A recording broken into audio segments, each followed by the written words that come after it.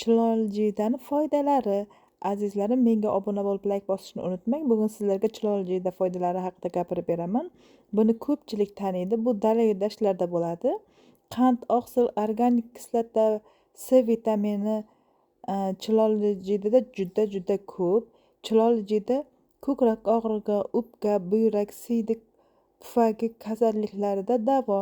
Siydik haydovchi, balg'am ko'chiruvchi, malham sifatida qo'llaniladi. Chilonzida mevasidan tayyorlangan damlama ko'krak og'rig'i, yo'tal, ich ketishi, kamqonlik kasalliklarida og'riq qoldiruvchi va qon to'xtatuvchi malham sifatida ishlatiladi. Damlamani tayyorlash uslubi: bir bankaga chilonzida mevalarini maydalab solib, 1 soat damlab qo'yasiz. Damlab qo'ygandan keyin bir kunda 3 mahal yarim bankadan iste'mol qilasiz.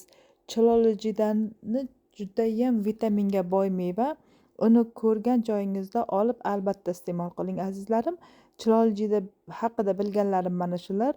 Menga obuna bo'lib like bosishni unutmang. Keyingi videolarimda ko'rishguncha Allohimga omonatsiz.